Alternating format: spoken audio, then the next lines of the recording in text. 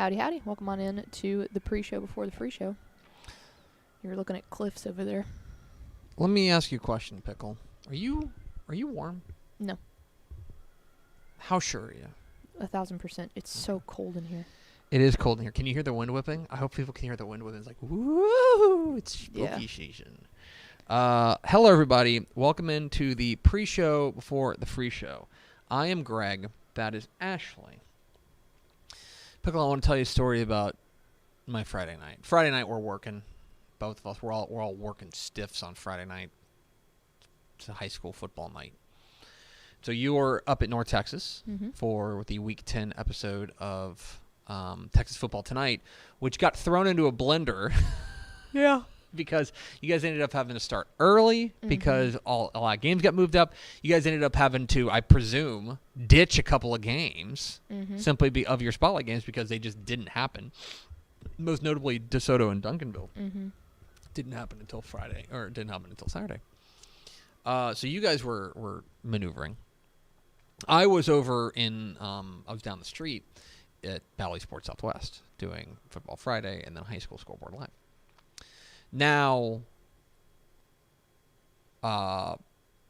longtime consumers of sport may recognize that high school football was not the only sport that was happening in the state of Texas on Friday night. There was also a game in the World Series of baseball pitting the local 9, the Texas Rangers, against the dreaded and feared Arizona Diamondbacks in Game 1. And did you see how that game went, ended?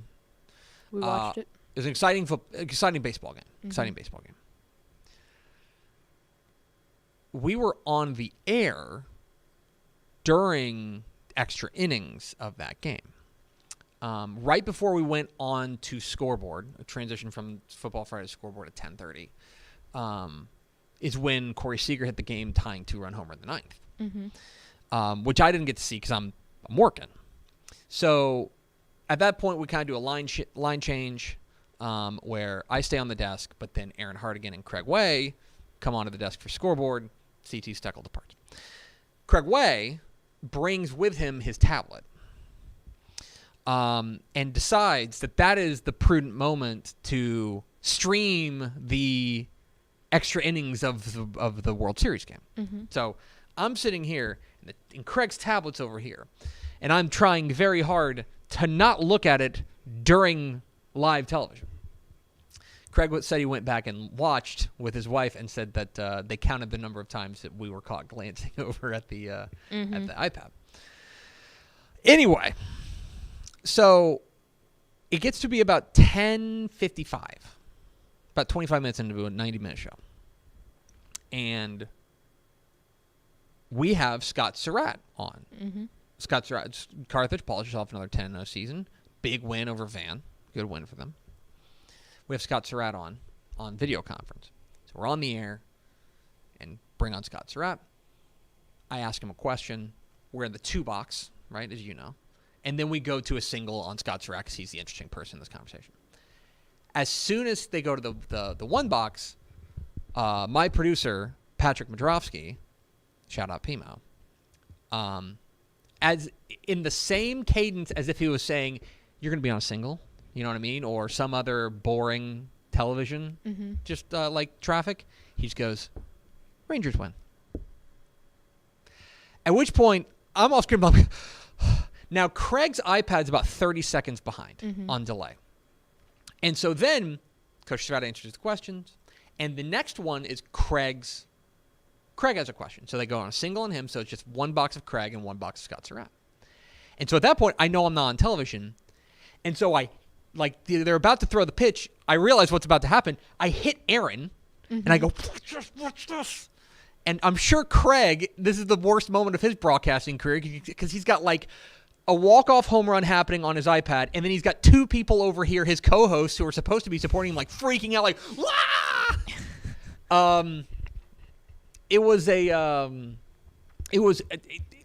Honestly, keeping my composure on the air is now one of the broadcasting moments I think I'm most proud of. Yeah.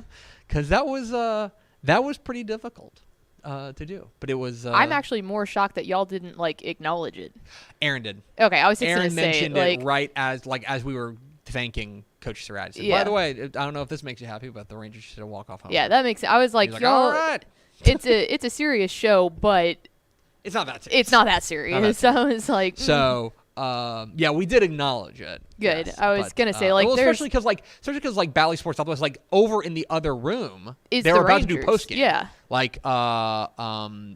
It was David Murphy, mm-hmm. Who I watched a little bit of the game with, getting ready to go do post game, and yeah. So anyway, and I mean they have the rights to the That's why I was saying it's not out of line to do that because it's not. They're also on the same air. So Nick closed out our show and go Rangers, and then we faded to black. So we got a mention on it. Although we were off the air by the time the extra innings started. Extra innings happened, yeah, because the game ended about 10:55. Mm-hmm. So anyway, that was my Friday night. It was wild.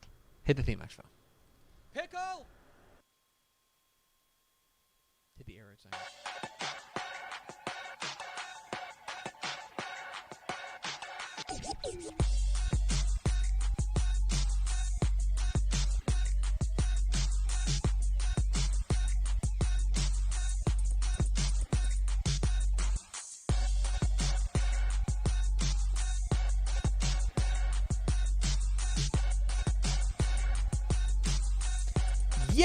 Yes, y'all.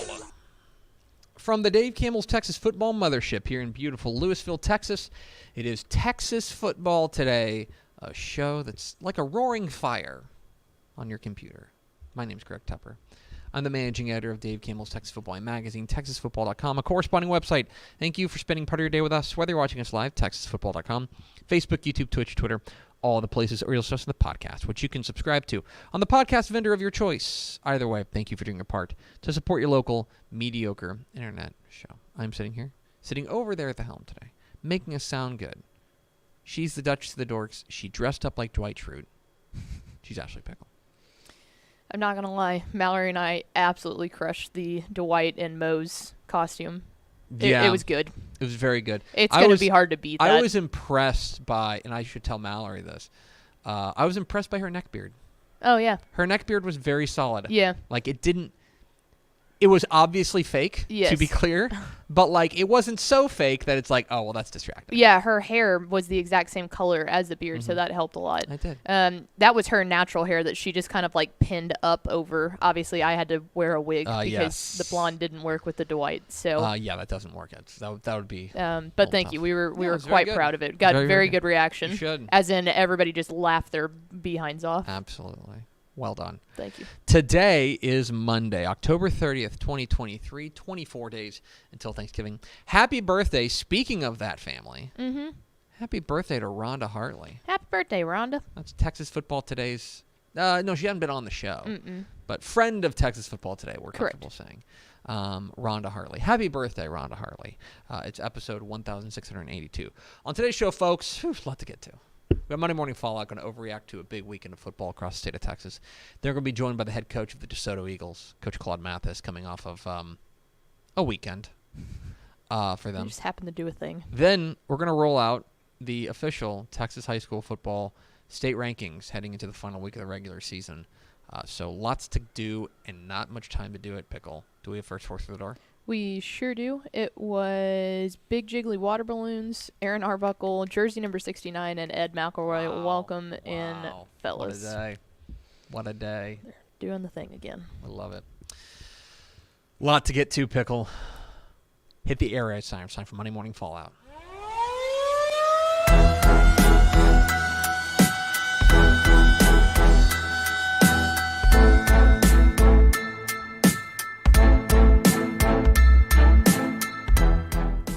Monday Morning Fallout, when we overreact to the football weekend, if there was ever a week that we need to overreact to, it might be this one. Let's start with my opening thought. When it rains, it pours. Literally and figuratively. Am I giving you PTSD? Yes. I didn't mean to, but yes, it is. Obviously, weather had a big impact on Week 10 of the Texas high school football season. Number of games shifted around, let's say, whether they got moved up early. Yes, ma'am? I was going to say real fast, I do want to genuinely thank the coaches that just went ahead and moved their games up. Yes. Because it is so much easier as a producer to deal with moving games up than starting a show and there not being any games happening because of lightning delays. So it's like, shout out to all the coaches that moved their games up. So the weather happened. There's nothing we can do about it, even though we do have the technology. Laser beams. Been saying it for years. But I want to talk about a broader topic about this, which is it does seem like big surprises, or at the very least, pretty seismic wins tend to come in bunches. I think you saw that on this weekend. We're going to talk with the head coach of the DeSoto Eagles, Coach Claude Mathis, here in a moment about their big win over Duncanville.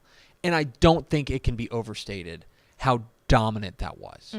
Like, that ended up being a 14-point game, but there was a late window dressing touchdown from Duncanville. DeSoto did not win that game. DeSoto dominated that game. From start to finish. Galena Park North Shore. A 26-point win over Atascocita. Like, what more do you want? What more do you want? They bully balled them. It's a shocking win. Not shocking like an upset, but like the dominance displayed. Byron Nelson. Winners over South Lake Carroll, snapping South Lake Carroll's long district winning streak. They hadn't lost a district game since 2018, I want to say. Yep. A shocking, a seismic win for that program, and a program that we're going to talk about differently now, like plain and simple. That is a legacy-building win for them. It got moved to Saturday from Thursday, so I think people might have forgotten about it. What about Willis? Yep. Big win over the Woodlands. I think a real prove-it win for Willis, and you want to talk about a real contender in 6A Division II, Region 2. Oh, yeah. We may get Willis and DeSoto, which could be fun. And then you had games that maybe we had our eye on, but we weren't necessarily paying a ton of attention to. What about Richland's win over Mansfield Timberview? That was huge. By 10 points. To stay undefeated. Again, another impressive, dominant victory. What about Barbers Hill's win over Port Arthur Memorial? Relatively surprising there. I thought that Iowa Colony's win over Bay City was really gutty. Yeah, now they're playing in a district championship game this week for Needville. Yeah. Speaking of Iowa Park upsets Clyde, previously unbeaten Clyde. After Clyde had a huge win the week before. It's one of those weeks where one after another. And because I think the schedule got jumbled, they didn't all happen all at once, like on a Friday night. And so it felt like if you weren't just like sitting and paying attention the entire weekend, you missed the breadth of it. But it was a pretty shocking week of high school football. Game of the week, College Station 49, A&M Consolidated 42. This game was nuts. This game went back and forth. College Station ends up scoring in the final minute to win it 49-42. College Station still unbeaten all time against A&M Consolidated. And it's going to win that district.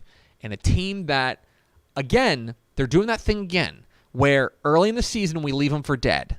And then you look up and they're 8-1. And you're like, are you guys going to win Region 3 again? Like right now, would it shock anybody if they won Region 3? I don't think so, personally. Like, Fulshere's in that mix. They've been very good, right? But College Station can score just as many points as they can, and that's how Fulshire gets people. So, like... Anyway, that's my game of the week. 49-42, College Station beats A&M Consolidated. Am I overreacting? Probably. Did Hardin Simmons just end the Mary Hardin Baylor dynasty? That was a really impressive victory from Hardin Simmons. And 24-14, they take down the Crew. And kind of beat them at their own game. They won a defensive battle. Like, Marion Baylor had beaten Hardin Simmons 20 of the last 21 times. Right? Furthermore, this win, Hardin Simmons, is in the driver's seat to win the American Southwest Conference now. Mm-hmm.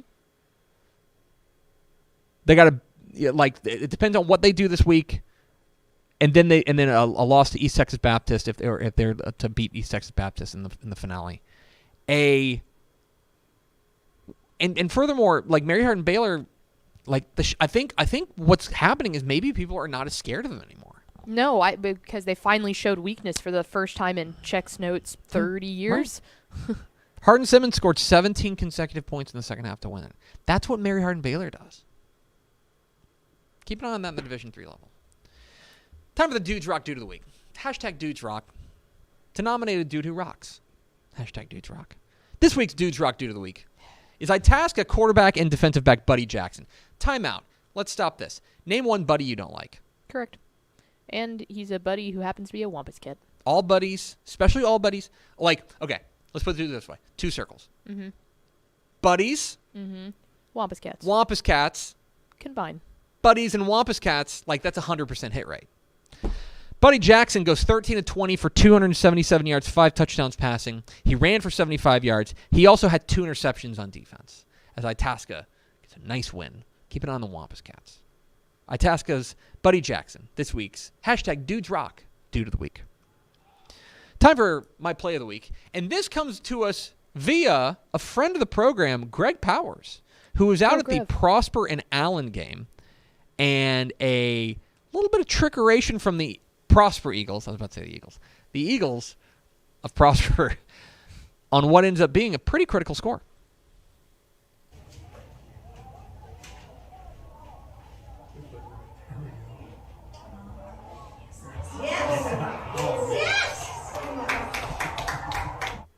Prosper comes up with the touchdown there. And if you see the receiver, initially, ends up pinning it against his helmet on the flea flicker, a remarkable play from Prosper as they get a narrow win over Allen to nab the number 1 seed out of Division I. Prosper's flea flicker helmet catch is flea flicker helmet catch touchdown against Allen is my play of the week. Quick break for a hot take. Baylor shouldn't fire Dave Aranda, but they might. Baylor looks like... Okay, specify this. Shouldn't fire him now, mid-season, or after the season is over? I don't think they should fire him after the season. I think you're in the minority of that. Maybe. I am not ready to give up on the Dave Aranda project at Baylor. I think he's a good coach. I think that injuries have hurt this team. Yeah, and I also think that there is a bigger issue, which is that the recruiting has taken a nosedive. That's the bigger issue that if you want to... But I would give him one more year. Now that in what is going to be a new look Big 12, right? I think you need to give him one more year. That's my thought. He's only a couple years removed from winning the Big 12, right? I think the thing that's been so disappointing under Dave Aranda at Baylor is the fact that their defense has just never looked good. He came into it being a defensive guy. And when they won, it's because they had a good offense. I just don't know how that doesn't transfer over. How do you go from being the defensive coordinator at LSU to then sucking on defense? Now there are going to be changes. Jeff Grimes is very fired. Their offensive coordinator. He's gone. I would give Dave Aranda one more year. I also would not be surprised if they do pull the trigger. Yeah. Because I think that there is a notion that they're falling behind in the new look Big 12. It's my hot take. It's my hot of the week. This one flew under people's radar. And I think it's because it started late, or I don't know if it started late or there's a big delay. It didn't end until past midnight. But Hewitt Midway beat Pflugerville Weiss 41-17. Okay? Now, a couple of things. Shout out to Esram Martinez, the interim head coach for Hewitt Midway. Took over midseason when they were 1-5. Now they're 5-5. They got a share of the district title, and they knocked off a previously unbeaten state-ranked Pflugerville Weiss team. And they dominated them. I don't know what's going on there. And now, by the way, Weiss plays Hutto this week. On a Thursday night affair. On a Thursday night. Live on Dave Campbell's Texan Live. a weird result, but Hewitt Midway 41, Pflugerville Weiss 17 is my high of the week. Time for that wild stat of the week. We're going to stay in Central Texas. Let's talk about Waco University. Waco University, I hope I'm not stepping out of line here. Waco University has, for a while, been bad. Yes. I'm not trying to rub it in. Just the truth. But in the since 2014, they have 5 winless seasons. They have not had a winning record since 2009. Okay? It's been a hot minute. But that's all turned around for little old Waco U. Because they are 7-2 right now. They've clinched a playoff spot. And this is from our friend Matt Stepp. There is a lot to dig into. They haven't won 8 games in a season since 2002. If they beat Belton this week, they'll win 8 games in a season for the first time since 2002. They have not won a share of the district title since 1996. A share of the district title since 1996. Pickle, do you know who was playing for Waco University in 1996? I was not born yet, so I do not. LaDainian Tomlinson. Oh, wow. Whoo. They have not won an outright district championship since 1956. That predates our magazine by 4 years. If they beat Belton on Friday night, every one of those streaks can be broken. Okay? 8 wins in a season, first time since 2002. Share of a district title, first time since 96. Outright district title for the first time since 1956. Waco University's got a big game this week against Belton. Speaking of Matt Stepp, it's time for the Matt Stepp. He got that dog in him. Player of the week. And now, the Matt Stepp. He got that dog in him. Player of the week. Matt Stepp, Dave Campbell's Texas football here at Barnett Stadium in Houston, getting ready for Wheatley and Yates. And I'm here with the Week 10 Matt Stepp. He got that dog in him award winner. And the winner of the Week 10 Matt Stepp, he got that dog in him award is none other than LaPorte slot Landon Kay. In today's win over Crosby, Landon Kay had 57 yards rushing, 2 touchdowns, 52 yards receiving, and a touchdown on just 5 overall touches. Congrats to Landon. And he also threw a lot of great blocks on the edge. Congrats, Landon. You, sir, have got that dog in you. This has been the Matt Stepp He Got That Dog in Him Player of the Week. Congratulations, Landon, the Matt Stepp. He got that dog in him Player of the Week. You have my attention. Cy Springs? Mm-hmm. How about that? Look, we're not in the business of handing out awards before the regular season is over. But there will be a discussion about the 6A Coach of the Year, and it will heavily involve O.G. Fagan at Cy Springs. Folks, Cy Springs is 8-1. First time they've won 8 games in a season since 2003. First time they have made the playoffs since 2003. This is one of the remarkable turnarounds. O.G. Fagan took over a program in 2021 that was coming off a 1-9 season. Okay? And that 1-9 season was better than the year before. They have not had a winning season. This is their first winning season since 2003. Cy Springs has been, like, routinely, all due respect, the worst team in Cy-Fair ISD for 2 decades. And now they're going to play Bridgeland on Thursday. They're going to play Bridgeland for a chance to win the district title. Cy Springs, one of the remarkable stories in Texas high school football, and you should be paying attention to. Our Gavin Moritz caught up with O.G. Fagan earlier in the year and had just a real awesome sit-down interview about what it's been like to transform this program and how he was even, he thought that this could be the year. It's on our YouTube page. If you haven't had a chance to go watch it, go back and watch it. It's really, really cool. I might go tweet Great it. guy. Yeah, I'll tweet it out. But Fabulous stuff. Cy Springs. And a gutty win, by the way. They kicked a field goal late to beat Cy Woods to move to 8-1. Which was an upset. Even with how good Cy Springs has been playing, that was surprising. Get excited for Garrison and Timpson. One of 2 matchups of unbeatens in Week 11 of the Texas high school football season. The other one is San Benito and Weslaco. But a real test for Timpson. A real test for Garrison. I think their biggest test of the year.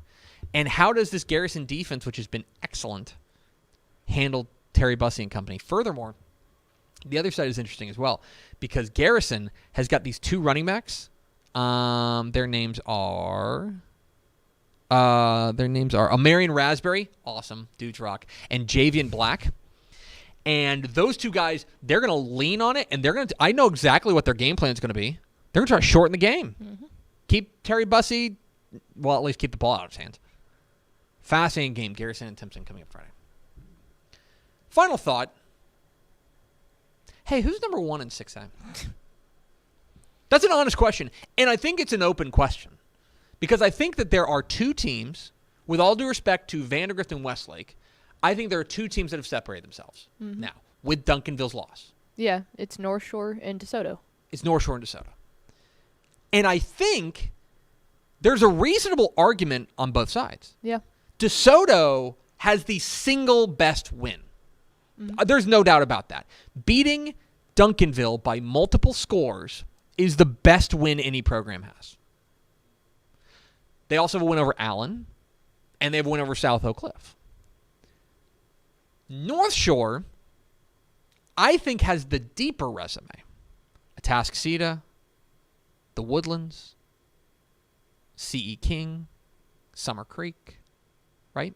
I think they have the deeper resume, but DeSoto has the single individual best win. Yeah. I think we'll reveal our rankings here coming up here in a little bit. That's a tease. Mm-hmm. I don't think there's a wrong answer between those 2. I'll just say that. I think if you believe that North Shore is the number 1 team in 6A, I agree. Yeah. If you think DeSoto is the number 1 team in 6A, I agree. Yeah. Yeah, it's hard. It's hard. And the thing is, I think North Shore has a tougher district in games that really Mm-hmm. matter. So I can say I think that they're more battle tested, but the one singular win, what does that matter?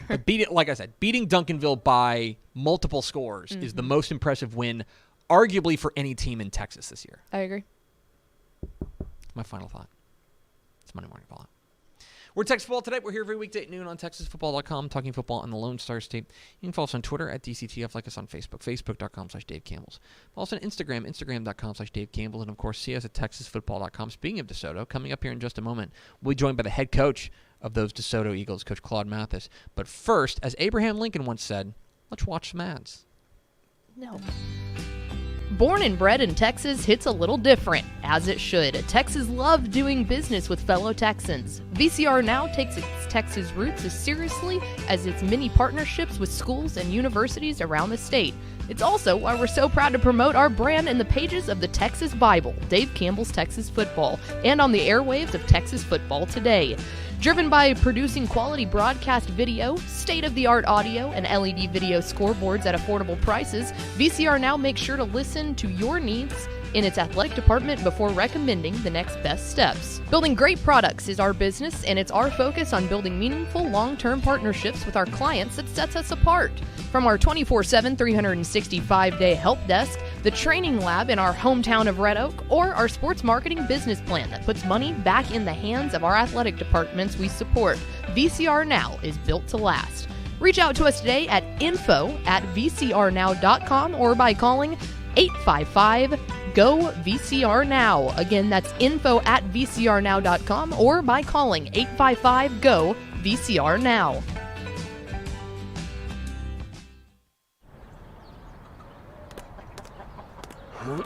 I feel like bustin' loose, bustin' loose. Come on, get on up. Oh yeah, get on up. Bustin' loose when you wanna say, bustin' loose, baby, do your thing. Talking about bustin' loose, yeah. Hi, I'm Jennifer Potter, Executive Director of Be Well Texas. Too many people are struggling alone these days, and alcohol and drug deaths are increasing. We started Be Well Texas to offer high-quality, science-based addiction treatment and recovery services anywhere, even at home. We provide compassionate, caring support virtually or in person. In many cases, there is no cost for treatment if you don't have insurance. Really. Welcome to Be Well Texas. We're glad you're here. Pickle, let's go to the hotline. It was a game that everybody had circled basically since the final gun of the 6A state championships last year.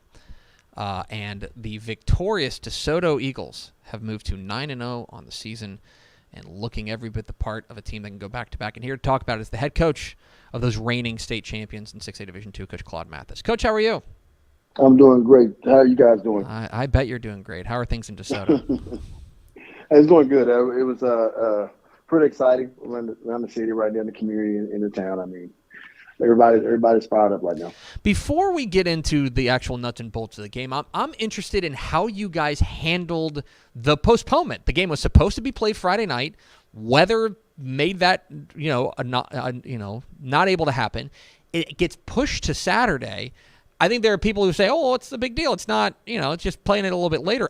I think you and I both know it's a lot easier said than done. How did you keep your guys focused? What was your message to your guys maybe when you sent them home on Friday night?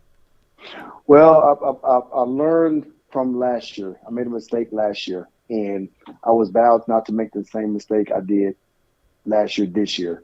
And I told our kids once they left the stadium, before they left, we had a meeting. I just told those kids they had to keep their same intensity.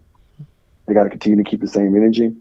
They have to still be mentally tough. They got to still meet the mindset when it comes to being mentally tough. But it's one thing they also got to do. They got to meet the physicality, and that's what they did. Told them to go home and go to bed, go to sleep. Don't stay on the phone all night with their girlfriends. Get them off, sacrifice, and let's just get back to playing some football the next day. Well, you guys came out and certainly played some football with a 49-35 win over Duncanville. Going into the game, just in broad strokes, what were you viewing as like the real kind of critical keys for you guys? What did you guys going into that game? What did you feel like you guys needed to do to be able to knock off the defending state champs, the number one team? Well, it's the physicality of the thing. I mean, it's the physicality of everything right now. That's what we have to do. We knew that we had to meet their physicality, and we had to be physical, just like they've been with us in the past.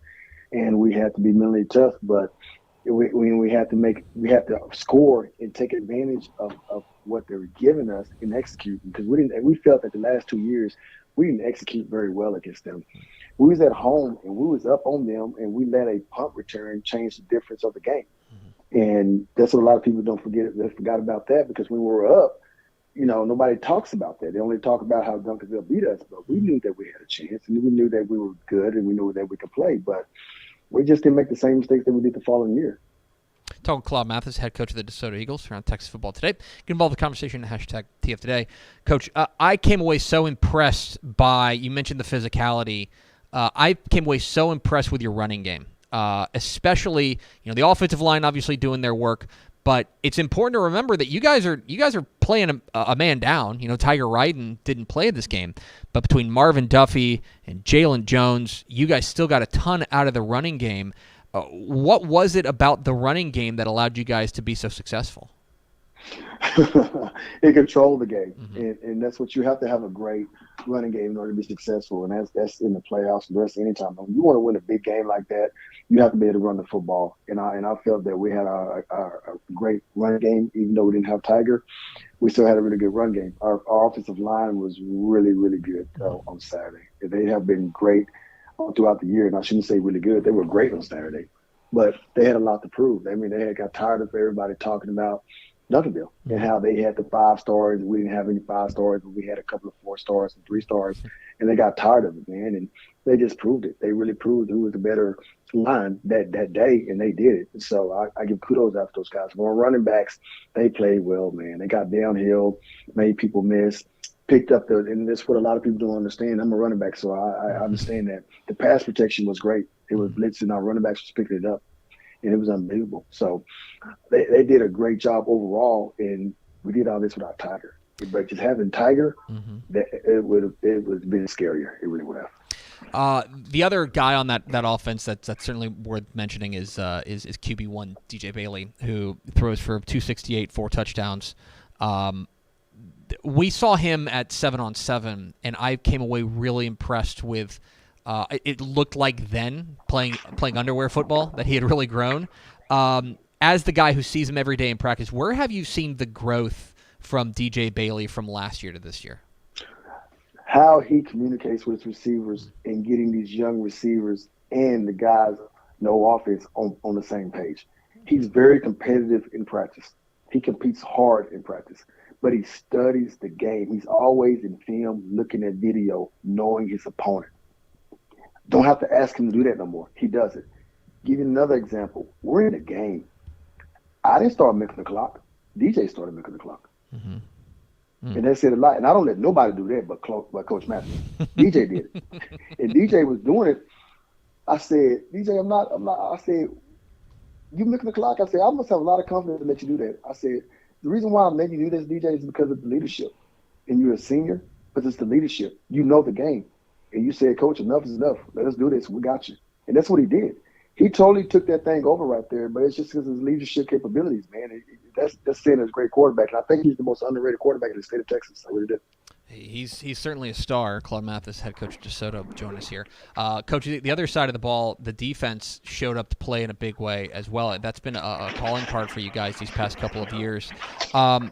This year's defense, I'm interested in comparing this year's defense versus last year's defense, which was so good for you guys all year long. What differences do you see maybe between this year's unit and last year's unit? I would probably say the back end, because we had so many seniors in the back end last year playing with Mario. And we didn't have to expect Mario to do a lot last year, even though he was great at what he did. But those other seniors was there. But this year's back end is young and haven't been in the fire like Mario has. So there was some concern right there. But those guys have grown and have proven and has really, really got out of it. But the big key for us is that defensive line has been there. When you have Jason Douglas, Marshall, and Kiki playing the defensive line, and then you have our linebacking core with Lay, but the leader of that defense is Booker. Oh my God, that's experience, that's knowledge, and when you take those guys, you put it together, it comes into just a great antidote, just because we have the experience that has been there before, and those guys understand. 8-0 are the DeSoto Eagles. They're looking to finish off the regular season undefeated coming up this Thursday when they go on the road to Mansfield. And Coach, this is a Mansfield team that, 6-3, it's a good district, so every team here is pretty darn good, and they would have loved nothing more than to ruin your party.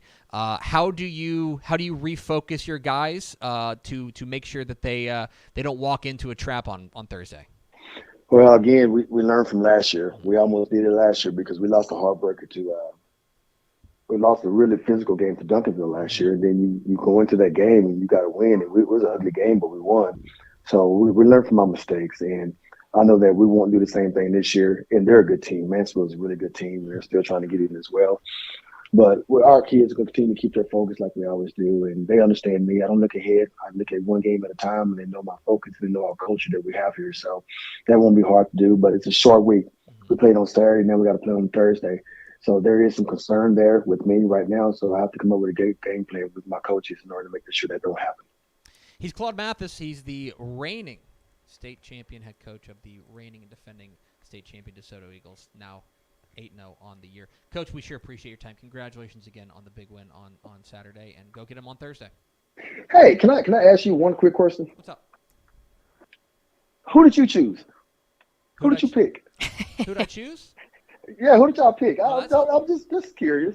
That's on wax. People know this. I'm just Get him. I'm just curious. Hey, curious. Listen, no, put me on camera. That's Okay. I'll say it. Okay. Coach, I picked Duncanville. I picked Hey, Duncanville to win that game, and you guys have had a history of making me look dumb over the past couple of years, and I don't appreciate it. You don't give you a hard time. I told you, I say, keep the streak alive. Keep it up. Because every time you choose somebody else, we win. So I told you, me and you joked about that before. We always joking around with that. So keep it going, man. I like it. Keep it going. Keep it going. Mansfield by a touchdown on Thursday. Appreciate you, Coach. Thank you, guys, man. It was a pleasure to be on here, man. And I really appreciate you guys But more importantly, I really love what you guys do for high school football, man. You guys are awesome. And please continue to do it. Thank you so much. Promise. Thanks, Coach. There you go. Appreciate it. Claude Mathis, head coach of the DeSoto Eagles. Thought I was going to get off. Absolutely not. There was no way. There was no way. Thought I was going to skip, but then he said, "Let me ask you a question." I like. No, I already take the graphic down at that point. I was like, I'm not taking the graphic down. I know I know Claude better than that. I know. I mean, I think Duncanville is the favorite. I think you would consider it. It's not a big upset. I mean, I'll just tell you this: our computer rankings had Duncanville by 3. Duncanville by 3.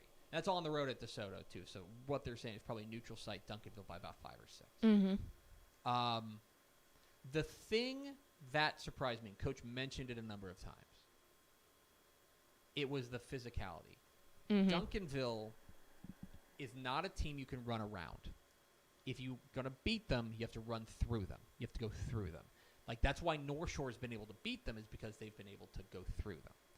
And DeSoto, on Saturday, Saturday, they went through Duncanville. Yep. And that is what was really impressive. Because nobody's been able to do that besides North Shore and then, like, that modern day team. But nobody's been able to do it. It was a remarkable win. And if coach is banking on me picking against them, I got bad news for him. Anyway, we appreciate Coach Mathis, head coach of the DeSoto Eagles. Join us here on Texas Football Today. We are Texas Football Today. We're here every weekday at noon on TexasFootball.com, talking football in the Lone Star State. You can follow us on Twitter at DCTF, like us on Facebook, Facebook.com/Dave Campbell's. Follow us on Instagram, Instagram.com/Dave Campbell's, and of course, see us at TexasFootball.com. Coming up here in just a moment, who's the number 1 team in Class 6A? We'll find out together with the unveiling of the Week 11 Dave Campbell's Texas Football Associate Press Texas High School Football rankings. But first, let's find out who's up for the Week 10 Mr. Texas Football Player of the Week award. Dave Campbell's Texas Football, in conjunction with the TaxAct Texas Bowl, is proud to give the Mr. Texas Football Player of the Week award, presented by Kroger, to the most deserving high schooler in the state of Texas. Each week, TexasFootball.com announces 10 candidates for that week's award based on the previous week's on-field performance. Congratulations to this week's 10 nominees. Fans, be sure to vote for the player you believe should be the Mr. Texas Football Player of the Week at TexasFootball.com.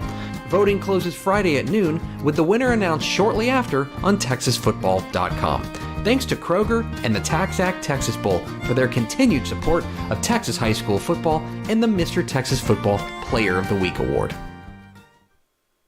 All right, Pickle. It is time to roll out the Week 11 Dave Campbell's Texas Football Associate Press Texas High School Football Rankings.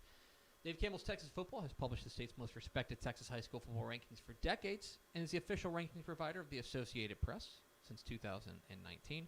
These rankings are compiled by the Dave Campbell's Texas Football staff. Before we move on, pretty robust conversation this weekend about how to stack up 6A, because there was a lot of movement within 6A. There's movement all over the place in the rankings. But the big question is, who's the number 1 team now that Duncanville has fallen? Let's find out together. Let's start with Class 6A. The top 25 with the number 1 Galena Park North Shore Mustangs, who get the nod at number 1 after their win over Atascocita. DeSoto's win over Duncanville nudges them up to number 2. Westlake up to number 3. Vandegrift up to number 4. And then you find Duncanville falling from number 1 to number 5. There's a lot more movement there besides the top of the table as well. Specifically, North Crowley gets a big win. They move up to number 6 ahead of their big showdown with Crowley. Byron Nelson, their big win over Southlake Carroll, vaults them all the way up to number 7 with a big win over the Dragons. A wildly impressive victory for them. Katy remains the same at number 8. And then you get into some more movement. Humble Summer Creek up a spot to number 9 with their win last week over C.E. King. Southlake Carroll tumbles to number 10. Atascocita tumbles to number 11. There's also movement at the bottom of the rankings. Number 16, Pflugerville Weiss crashes out with their loss to Hewitt Midway. Number 25, the Woodlands crashes out with their loss to Willis. As a result, there's some movement. Dripping Springs, San Antonio, Reagan, Rockwall, Prosper, Coppell, Lake Travis, Klein Collins, and Fort Bend Ridgepoint all move up a spot. McKinney back into the rankings with their win over Denton Guyer, now number 24, and Louisville back into the rankings with their win over Plano East. They are now the number 25 team. So the answer is Galena Park North Shore moves up from number 2 to number 1 after Duncanville's loss. DeSoto up to number 2. We'll have more coverage of this on TexasFootball.com about the decision-making process there, but in the end, the Galena Park North Shore Mustangs, your new number 1 team in Class 6A. To 5A we go, where there was also some movement. 5A Division 1 got a facelift. Number 3 Mansfield Timberview loses to Richland. They crash out of the rankings. Number 4 Port Arthur Memorial loses to Barbers Hill. They crash out of the rankings. As a result, your new number 3 team is Fulshear, number 4 Smithson Valley, and number 5 Red Oak ahead of their big game with Midlothian this week. Frisco Lone Star up to number 6, PSJA North up to number 7, Forney up to number 8, and 2 new teams into the rankings. Number 9 College Station back into the rankings with a big win over rival A&M Consolidated. And new to the rankings, the Royals of Richland, 9-0 after a 10-point win over Mansfield Timberview. They are the number 10 team in the state. 5A Division 2, much less interesting. Literally everybody won with the exception of Montgomery Lake Creek at number 2, who is idle. Your top 5 remains unchanged. Melissa, Montgomery Lake Creek, Midlothian Heritage, Texas High, and Port Neches Groves. To 4A we go. 4A Division 1 only had a little bit of churn at the bottom. Bay City loses to Iowa Colony. That drops them out of the rankings. They were number 10. And new to the rankings, I should say back into the rankings, the La Vega Pirates, who were on deck, they jump up to number 10 despite being idle. Everything else remains the same. Top 5 unchanged. Bernie, Salina, Anna, Kilgore, and Iowa Colony. 4A Division 2 is basically exactly the same. A little bit of churn at the bottom. Number 10 Van loses to Carthage. That drops them out of the rankings. And in their place, how about the 9-0 Ingleside Mustangs? With a win over Orange Grove, now 9-0 on the year. They're the number 10 team in the state. Top 5 remains unchanged, though. Carthage, now 10-0 and taking a Week 11 open date. Silsbee, Pleasant Grove, Cuero, and Wimberley. To 3A we go. 3A Division 1, kind of a similar story. Some churn at the bottom, but stability at the top. Number 9, Clyde, loses to Iowa Park, and that knocks him from the ranks of the unbeatens and from the ranks of the state ranked. Number 9, Paradise, is the benefactor here as they move up one spot to number 9. And into the rankings, the 9-0 Jourdanton Indians. Jourdanton gets a big win over Lytle, 51-10. To move to 9-0 on the year. They get a nice win over Lytle. They are now the number 10 team in the state. Top 5 remains unchanged. Columbus, Malakoff, Winsboro, Brock, and Bushland, your top 5 rather. 3A Division 2, nothing to see here. Went 9-0. Newton was idle. Top 5 remains unchanged. Gunner, Canadian, Tidehaven, Hooks, and Newton, your top 5 in 3A Division 2. To 2A, hope you're hungry for nothing. 2A Division 1, unchanged. Everyone is a winner. Everyone goes 10-0. In fact, they gave up a grand total. Top 5 gave up a grand total of 12 points all weekend. Top 5 remains unchanged. Timpson, Refugio, Toller, Stratford, and Cooper ahead of Timpson's big game against Garrison on Saturday or on Friday. Keep an eye on that one. 2A Division 2's got a little bit of churn. Number 9, Seymour loses to Windthorst. That drops them out of the rankings. Groover moves up a spot despite being idle to number 9. And new at number 10, the Trojans of Windthorst. It's 7-2, but a big winner over Seymour. Getting hot at the right time are the Trojans of Windthorst. They're the new number 10 team in 2A Division 2. Top 5 unchanged. Albany, Martin, Newhome, Collinsville, and Lovelady. To 1A we go. 6-man football. A little bit of movement here.